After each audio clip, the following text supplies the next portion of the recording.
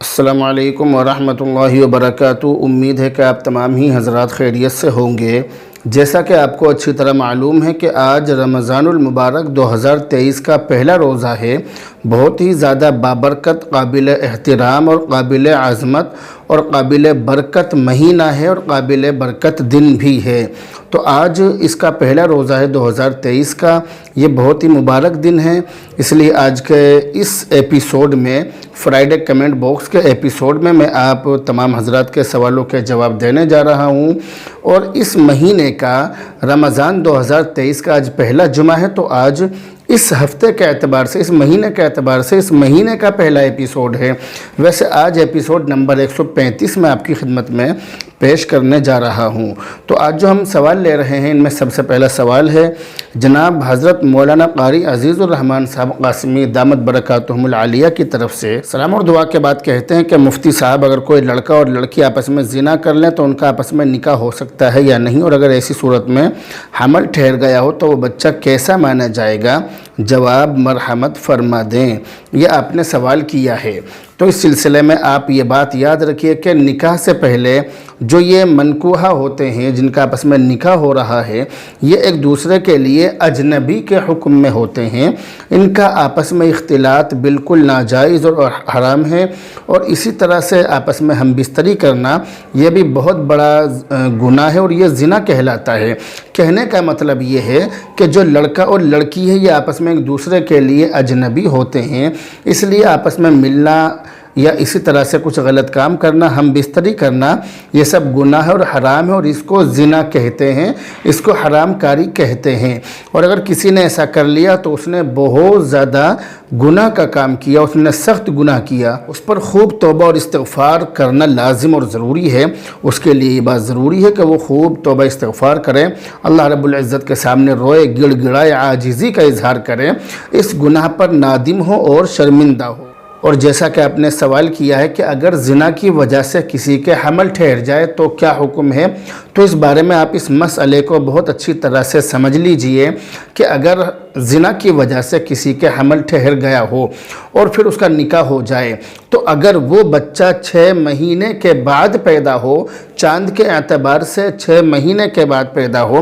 6 مہینے سے پہلے پیدا نہ ہو بلکہ 6 مہینے کے بعد پیدا ہو، تو ایسی صورت میں وہ بچہ صحیح النسب ہوگا، اور اس کا نسب اس کے شوہر سے، یعنی اس عورت کے شوہر سے ثابت ہوگا۔ اس بچے کو زنا کا بچہ قرار نہیں دیا جائے گا۔ اور اگر وہ بچہ 6 مہینے سے پہلے پیدا ہو جائے تو وہ بچہ ولد الزنا ہوگا، یعنی جس کے ساتھ اس لڑکی نے زنا کیا تھا، جس کے ساتھ میں یہ غلط کام میں مبتلا ہو گئی تھی، یہ بچہ اسی کا شمار ہوگا، اس کو ولد الزنا کہا جائے گا۔ اسی طرح یہ بھی یاد رکھیے کہ زانی اور زانیہ کا آپس میں نکاح ہو سکتا ہے اگر حمل ٹھہر گیا ہو، تو حمل ٹھہرنے کی صورت میں بھی ان کا آپس میں نکاح ہو سکتا ہے۔ تو خلاصہ کلام یہ نکلا کہ زنا کی وجہ سے جو بچہ ٹھہر گیا ہے وہ ولد الزنا ہوگا، اس کو ولد الزنا کہا جائے گا۔ لیکن بہرحال بتلانے کا مقصد یہ ہے کہ ان کا آپس میں نکاح ہو سکتا ہے، زانی اور زانیہ کا آپس میں نکاح کیا جا سکتا ہے۔ اگلا کمنٹ ہے لائبہ گجرات کی طرف سے۔ بہن کہہ رہی ہیں مفتی صاحب، کیا بہن اپنے بھائی کو زکوٰۃ دے سکتی ہے یا نہیں؟ اس بارے میں یاد رکھیے کہ اپنے اصول یعنی والدین، دادا دادی، نانا نانی وغیرہ، اور اسی طرح سے اپنے فروع یعنی اولاد اور ان کی نسل یعنی پوتا پوتی، نواسہ نواسی وغیرہ، ان سب کو، اور اسی طرح سے میاں بیوی کا ایک دوسرے کو زکوٰۃ دینا یہ جائز نہیں ہے۔ یعنی اپنے اصول کو نہیں دے سکتے، اپنے فروع کو نہیں دے سکتے۔ اصول کا مطلب دادا دادی، نانا نانی، اور فروع کا مطلب بیٹا بیٹی، پوتا پوتی، نواسہ نواسی، ان کو اصول اور فروع کہتے ہیں۔ جو ہم سے پیدا ہیں، جن سے ہم پیدا ہیں اور جو ہم سے پیدا ہیں، ان کو زکوٰۃ نہیں دی جا سکتی۔ اسی طرح سے میاں اور بیوی ایک دوسرے کو زکوٰۃ نہیں دے سکتے ہیں۔ اس کے علاوہ جو دوسرے رشتہ دار ہیں، جیسے بھائی بہن، چاچا چاچی، پھوپا پھوپھی، ماموں مامی، خالہ خالو وغیرہ وغیرہ، اور اسی طرح ان کی جو اولادیں ہیں ان کو زکوٰۃ دینا جائز ہے، زکوٰۃ دے سکتے ہیں، لیکن شرط یہ ہے کہ وہ زکوٰۃ لینے کے حقدار ہوں، زکوٰۃ لینے کے مستحق ہوں، اور ان کو زکوٰۃ دینا دوہرے اجر کا سبب ہے، یعنی ڈبل ثواب ملے گا ان کو زکوٰۃ دینے میں۔ اس میں زکوٰۃ دینے کے ساتھ ساتھ हमदर्दी और सिला रहमी का भी सवाब मिलेगा, यानी इसमें डबल सवाब मिलेगा ज़कात अदा करने का और सिला रहमी करने का, तो इसमें डबल सवाब आपको मिलेगा। इसी तरह से अपने बेटे की बहू को और अपने दामाद को भी ज़कात देना जायज़ है, ज़कात दे सकते हैं। अगला कमेंट है अशरफ खान बुलंदशहर यूपी की तरफ से। सलाम और दुआ और खैरियत वगैरह मालूम करने के बाद कहते हैं कि अगर किसी परफ्यूम में हराम अल्कोहल हो और उसे हमने कपड़ों पर लगाया हो और बाद में पता चले कि उसमें हराम अल्कोहल था, तो क्या वो कपड़े पानी से पाक हो जाएंगे? जी हाँ, वो कपड़े पानी से पाक हो जाएंगे। कपड़े पानी से पाक हो जाते हैं, इसमें कोई हरज नहीं है। अगला कमेंट सरताज अंसारी बिहार की तरफ से कह रहे हैं मुफ्ती साहब, हम जहाँ काम करते हैं वहाँ बहुत सारे मुर्गे हैं, तो हमने मालिक की इजाज़त के बगैर एक मुर्गा लेकर खा लिया, तो क्या वो हमारे लिए हराम है या नहीं? ये आपके लिए हराम है। आपकी ज़िम्मेदारी ये थी कि आप मालिक से इजाज़त लेने के बाद उस मुर्गे को खाते, लेकिन आपने इजाज़त लिए बगैर खा लिया, तो ये आपके लिए हराम है, गुनाह है और बहुत बड़ा गुनाह है। अब आपके लिए ज़रूरी है कि आप मालिक से इजाज़त लें और इजाज़त लेने के बाद आप उस मुर्गे की जो कीमत है आप उसको मालिक को दे दें। इसी सूरत में इंशाअल्लाह ताला आप बरियुज़ ज़िम्मा हो जाएंगे। अगला कमेंट कारी हिफ्ज़ुर रहमान साहब खजूरी की तरफ से। सलाम और दुआ के बाद कहते हैं मुफ्ती साहब, गरीब रिश्तेदार को ज़कात दे सकते हैं या नहीं? गरीब रिश्तेदार को ज़कात दे सकते हैं, और जैसा कि मैंने बतलाया कि गरीब रिश्तेदार को ज़कात देने में दोहरा अजर है, डबल सवाब है। ज़कात देने का भी सवाब मिलेगा और हमदर्दी करने का भी सवाब मिलेगा। अगला कमेंट ये भी इन्हीं की तरफ से कह रहे हैं कि हम जो बैंक में अपने पैसे जमा करते हैं तो उन पैसों पर कुछ दिनों के बाद मुनाफा मिलता है, जो ब्याज होता है। आपसे सवाल ये है कि हम उस पैसे का क्या करें? याद रखिए कि बैंक में जो हम पैसा रख रहे हैं उस पैसे पर जो इंटरेस्ट मिलता है, जो उस पर नफ़ा मिलता है, मुनाफा मिलता है, जो उस पर बढ़ी हुई रकम मिलती है, उसका हुक्म यह है कि वो रकम अपने अकाउंट से निकाल कर किसी गरीब को सवाब की नीयत के बग़ैर दे देनी चाहिए। उस रकम को वहाँ से निकाल लेनी चाहिए, वहाँ पर नहीं छोड़नी चाहिए, क्योंकि वहाँ पर छोड़ने से गुनाह के काम में ताउन और मदद है, मुआवनत है। हम गुनाह के काम में मदद कर रहे हैं, जबकि कुरान करीम के अंदर गुनाह के काम पर मदद करने से साफ़ तौर से मना किया है। वला तावनु अलल इस्मि वल उद्वान, के गुनाह के काम में एक दूसरे की मदद न करो। तो उस रकम को हम अपने अकाउंट में नहीं छोड़ेंगे, लेकिन अकाउंट से निकालने के बाद अपने ऊपर भी खर्च नहीं कर सकते हैं, बल्कि हम उस रकम को किसी गरीब को सवाब की नीयत के बग़ैर दे दें। ऐसी सूरत में उसका भी भला हो जाएगा और हमारा भी भला हो जाएगा, और हमें गुनाह के यानी गुनाह पर मदद करने से भी बच जाएंगे। तीसरा सवाल ये भी इन्हीं की तरफ से ही है, कह रहे हैं कि हज़रत मुफ्ती साहब आपसे ये मसला मालूम करना है कि दाढ़ी कटाने वाला फासिक होता है, अगर कोई हाफिज़ दाढ़ी कटाता हो तो क्या वो भी फासिक के हुक्म में है? इसी तरह ये भी बताइए कि दाढ़ी काटने वाले की अज़ान और नमाज का क्या हुक्म है? याद रखिए कि फासिक उस शख्स को कहते हैं कि जो ईमान लाने के बाद अल्लाह ताला की नाफरमानियों में मुलव्विस रहे, अल्लाह ताला की नाफरमानी करता रहे, नाफरमानी वाले काम करता रहे, शरीयत के बाज़ या तमाम अहकामात को पसे पुश्त डालकर अमली कोताही करे, और जो कबाइर हैं, जो कबीरा गुनाह हैं,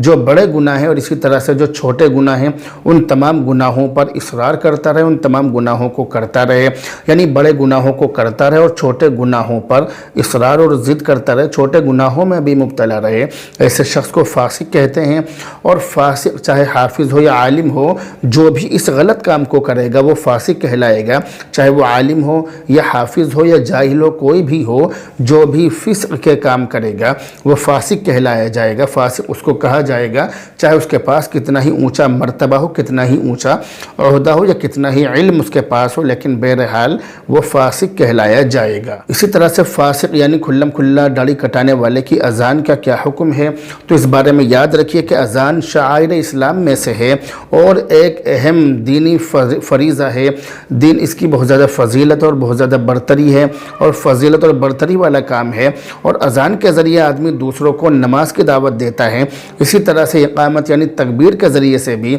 आदमी जमात के खड़ी होने की इत्तला करता है और उसका ऐलान करता है, और मस्जिद के तमाम नमाजियों को जमात में शिरकत की दावत देता है। इसलिए जो शख्स अजान देना चाहता है या इक़ामत यानी तकबीर कहना चाहता है, उसके लिए ज़रूरी है कि उसकी ज़ाहिरी वज़ाक़त शरई हो, गैर शरई ना हो, वरना उसे अजान और इक़ामत कहने का बिल्कुल भी हक़ नहीं है। अजान और इक़ामत कहने की उसको शरीयत की तरफ से बिल्कुल भी इजाज़त नहीं है, और एक मुश्त के बक़दर दाढ़ी रखना वाजिब है और ज़रूरी है, और दाढ़ी मुंडाना या एक मुश्त से कम रखना اور اس سے کم پر کاٹنا یا تراشنا یہ بالکل ناجائز اور حرام ہے۔ اس لیے جو شخص داڑھی منڈاتا ہو تو اس کی اذان اور اقامت مکروہ ہے، کیونکہ شریعت کی نظر میں ایسا شخص فاسق ہے، اور فاسق شریعت کی نظر میں اذان اور اقامت نہیں کہہ سکتا، اذان بھی نہیں پڑھ سکتا ہے، تکبیر بھی نہیں کہہ سکتا ہے۔ اگر کوئی اس طرح کا آدمی اذان و تکبیر کہنا چاہے تو اس کے لیے ضروری ہے کہ پہلے وہ اپنی داڑھی ایک مشت کی برابر کر لے، اس کے بعد وہ درخواست کر کے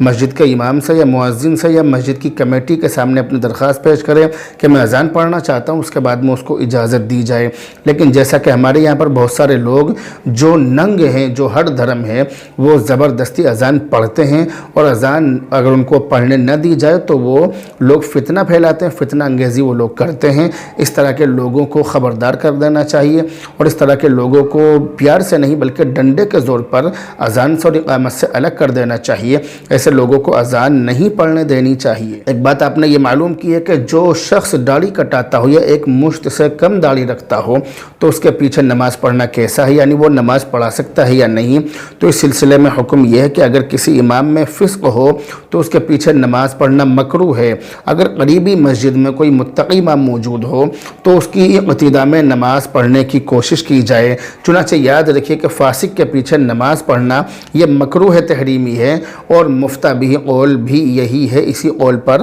فتویٰ بھی ہے۔ فسق کے ساتھ جو نماز ادا کی جائے، جو نماز پڑھی جائے، وہ نماز مکروہ ہے، لیکن ایسا شخص نماز ترک نہیں کر سکتا، نماز نہیں چھوڑ سکتا۔ نماز اس پر بھی فرض ہے کہ جو ایک مشت سے کم داڑھی رکھتا ہے یا ایک مشت سے کم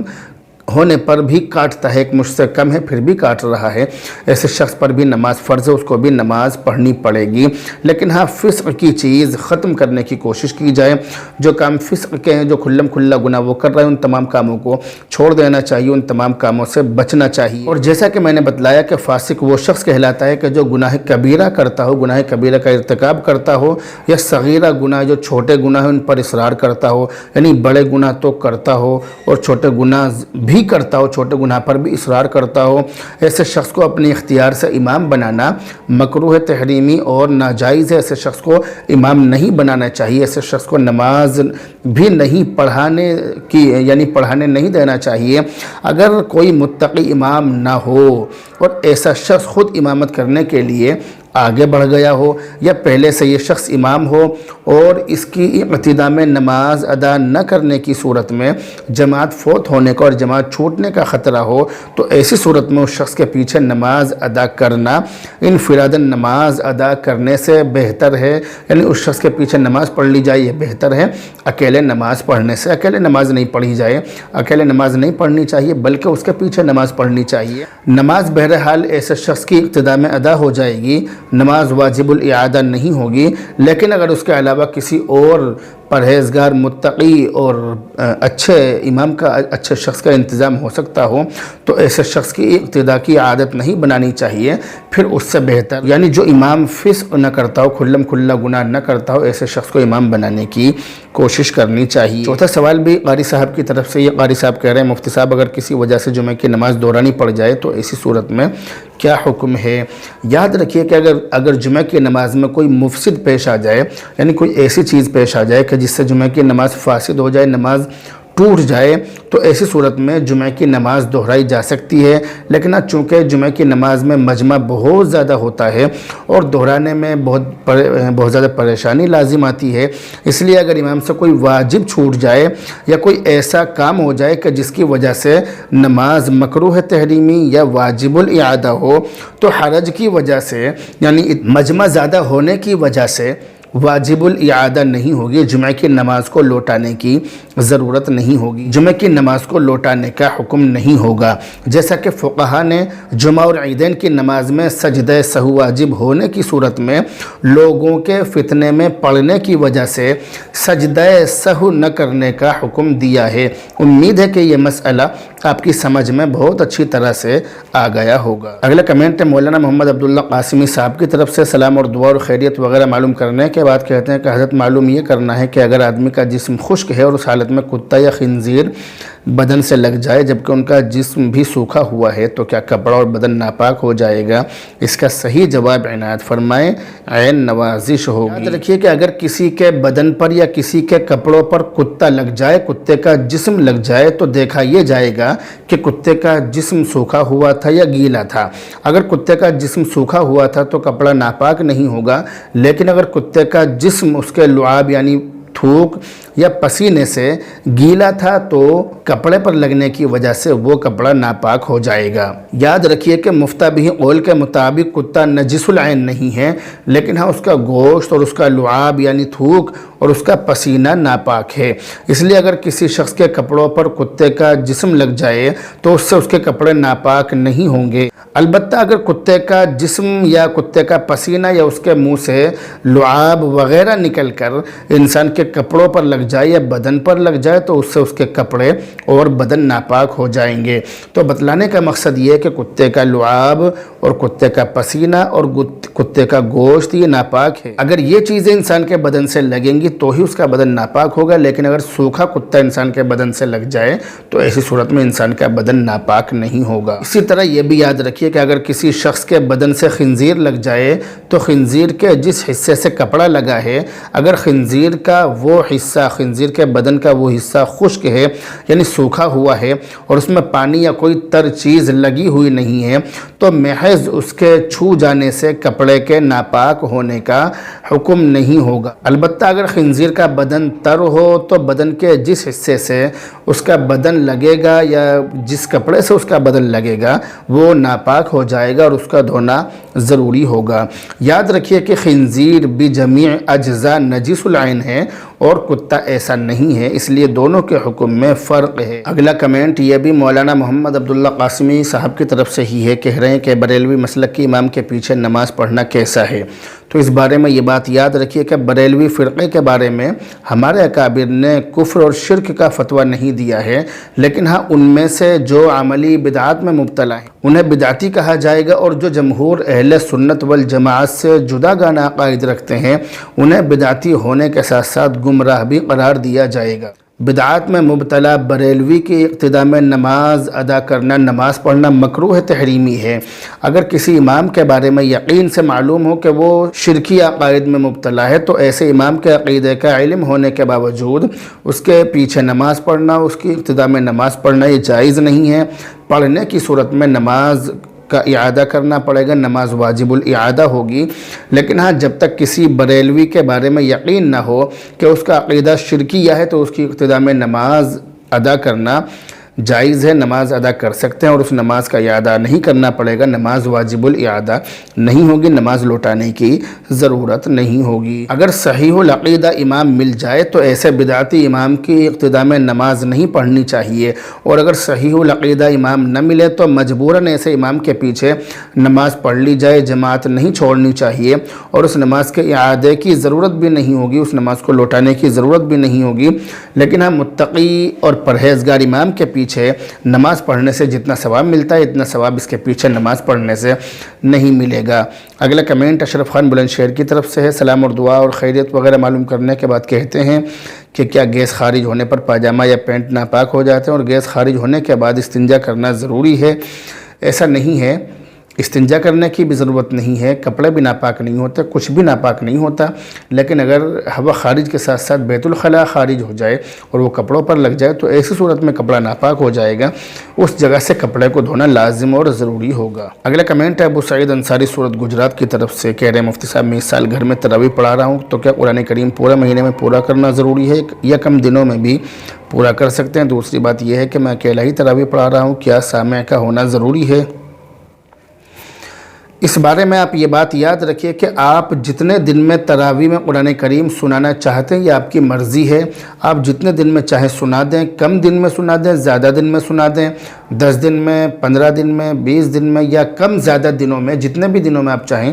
سنا سکتے ہیں، کوئی حرج اس میں نہیں ہے۔ اس بات کا ضرور دھیان رکھیں کہ آپ جو تراویح میں قرآن کریم پڑھیں آہستہ آہستہ پڑھیں، اتنی اچھی طرح سے پڑھیں کہ سننے والوں کی سمجھ میں آ جائے، قرآن کریم کو ریل بنا کر نہ پڑھیں، بہت سے لوگ اتنی زیادہ تیزی کے ساتھ پڑھتے ہیں کہ وہ قرآن کریم کا بالکل یعنی قرآن کریم کی بد دعا کے مستحق ہوتے ہیں۔ اس لیے اس بات کا دھیان رکھنا چاہیے۔ اور ایک بات میں آپ کو یہ بتلانا ضروری سمجھتا ہوں کہ ہمارے یہاں پر ہمارے سماج میں یہ بات بہت زیادہ مشہور ہے کہ فلاں حافظ قرآن 5 دن میں قرآن کریم سنا رہا اور فلاں حافظ قرآن نے 3 دن میں سنا دیا، فلاں نے 1 دن میں سنا دیا۔ بتلانے کا مقصد یہ ہے کہ لوگ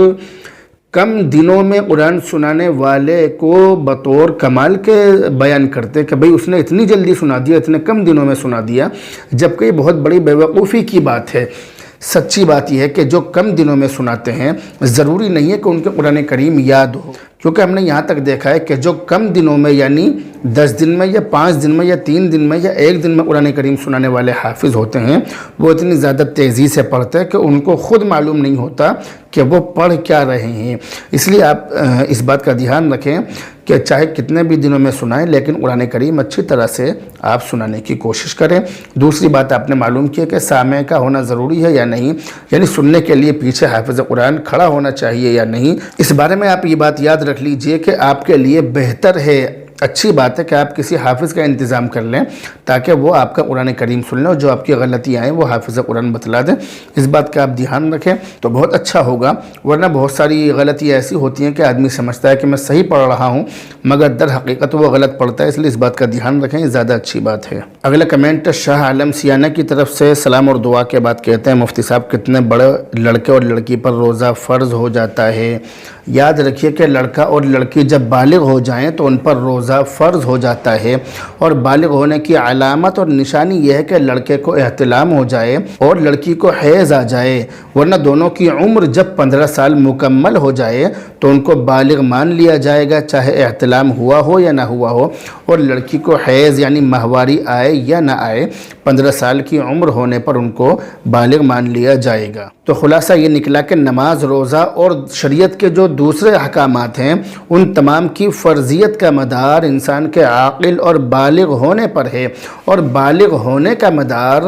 بالغ ہونے کی علامت ظاہر ہونے پر ہے، یعنی بالغ ہونے کی علامت اور نشانیاں ظاہر ہو جائیں تو انسان بالغ ہو جائے گا، اس کو بالغ مانا جائے گا اور شریعت کے احکام اس پر لاگو ہوں گے، شریعت کے احکام کا وہ مکلف ہوگا۔ بالغ ہونے کی کوئی علامت ظاہر ہو گئی تو بچہ اور بچی بالغ سمجھے جائیں گے، اور اگر بالغ ہونے کی کوئی علامت ظاہر نہ ہو تو چاند کے حساب سے بچے یا بچی کی عمر جب 15 سال ہو جائے تو وہ بالغ مان لیے جائیں گے، ان کو بالغ سمجھ لیا جائے گا۔ لہذا نابالغ بچے پر نماز اور روزہ اور شریعت کے احکام جو فرض ہیں وہ اس پر فرض نہیں ہیں، لیکن ہاں اللہ کے رسول علیہ الصلوۃ والسلام نے ماں باپ کو اس بات کا حکم دیا ہے، اس بات کا پابند کیا ہے کہ جب بچہ یا بچی 7 سال کے ہو جائیں تو ان کو نماز پڑھنے کا حکم دیا جائے، اور 10 سال کے ہونے پر نماز نہ پڑھنے پر ان کو تنبیہ کی جائے، ان کو ڈانٹ ڈپٹ کی جائے، موقع لگے تو ان کی پٹائی بھی کر دی جائے، یعنی 10 سال کا ہونے پر نماز نہ پڑھنے پر ان کے ساتھ سختی کا معاملہ کیا جائے۔ مطلب یہ ہے اس بات کا کہ 10 سال کے ہونے پر ان پر شریعت کے احکام فرض نہیں ہے، شریعت کے احکام ان پر لاگو نہیں ہوتے ہیں، وہ شریعت کے احکام کے مکلف اور پابند نہیں ہے، لیکن سختی کرنے کا مقصد یہ ہے کہ جب ان کو 5 یا 6 سال پہلے سے ہی یعنی بالغ ہونے کے 5-6 سال پہلے 8-10 سال پہلے سے ہی ان کو دین پر ڈالا جائے گا اور دین کی اہمیت ان کے دلوں میں بٹھائی جائے گی، تو نتیجہ یہ ہوگا کہ بالغ ہونے کے بعد وہ شریعت کے احکام پر عمل کریں گے اور ایک بھی نماز ان کی فوت نہیں ہوگی، ایک بھی نماز ان کی نہیں چھوٹے گی، اس لیے شروع سے ہی ان کو اس بات کا پابند بنا دیا جائے۔ اگلا کمنٹ ہے مولانا محمد فرقان صاحب کی طرف سے، سلام اور دعا کے بعد کہتے ہیں کہ اگر بیوی کو طلاق ہو جائے اور بیوی حمل سے ہو تو حمل کے بعد طلاق کی عدت ختم ہو جائے گی؟ حمل کے بعد طلاق کی عدت ختم ہو جائے گی یا نہیں؟ یاد رکھیے کہ حاملہ عورت کی عدت چاہے طلاق کی وجہ سے ہو یا شوہر کی وفات کی وجہ سے ہو، بہر صورت اس کی عدت وضع حمل ہے، یعنی بچے کی پیدائش ہے۔ قرآن کریم کے اندر لکھا ہے حتی یضعن حملہن، اس لیے جب کسی نے اپنی بیوی کو حمل کی حالت میں طلاق دی یا کسی کے شوہر کا انتقال عورت کے حمل کی حالت میں ہونے کی صورت میں ہوا، یعنی کسی کے شوہر کا انتقال ہوا اور وہ عورت حمل سے ہو، تو ایسی صورت میں بچے کی پیدائش ہونے پر عورت کی عدت مکمل ہو جائے گی، اس بات کا آپ دھیان رکھیں۔ اگلا کمنٹ ہے عالیہ شیخ مہاراشٹرا کی طرف سے، سلام اور دعا کے بعد کہتی ہیں کہ مفتی صاحب جو جا نماز گھر میں کام نہیں آتی، ضرورت سے زائد ہو تو اس جا نماز کا کیا کریں؟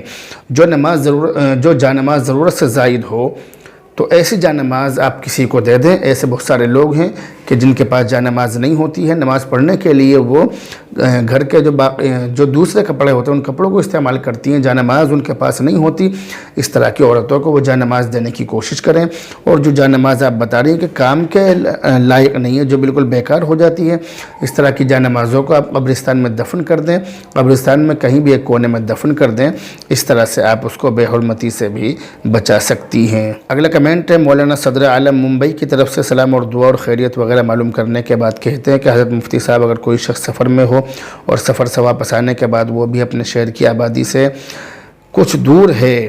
اور اس نے اسی جگہ مسجد میں نماز پڑھی، تو وہ کون سی نماز پڑھے گا؟ وہ قصر کرے گا یا نہیں؟ جب تک مسافر اپنے شہر کی حدود میں آبادی میں داخل نہ ہو جائے وہ مسافر ہی رہے گا، اور اس کے لیے ضروری یہ ہے کہ وہ سفر والی نماز پڑھے، قصر کرے گا وہ مسافر مانا جائے گا۔ اگلا کمنٹ ہے یونیک اینڈ اسٹائلش مہندی کی طرف سے، کہہ رہی ہے مفتی صاحب میں بہت دنوں سے حاجت کے نفل پڑھتی ہوں، کیا میں انہیں چھوڑ سکتی ہوں؟ آپ کی مرضی ہے، آپ پڑھیں یا چھوڑ دیں، یا آپ کی مرضی ہے، اس میں کوئی بات نہیں ہے، اس میں کوئی حرج نہیں ہے۔ اگلا اور آخری کمنٹ یہ فخر الدین ادریسی کی طرف سے، سلام اور دعا کے بعد کہتی ہیں کہ مفتی صاحب اب تو ابو جی کے لیے مغفرت کی دعا کریں، ہفتے کی رات کو تہجد کے وقت ابو جی کا انتقال ہو گیا، اور اللہ مجھے، امی اور گھر کے تمام لوگوں کو صبر جمیل عطا فرمائے۔ میرے ابو بھی مجھے آپ سے اپنے سوال دریافت کرنے کے بارے میں فرمایا کرتے تھے کہ فلاں مسئلہ پوچھو مفتی صاحب سے۔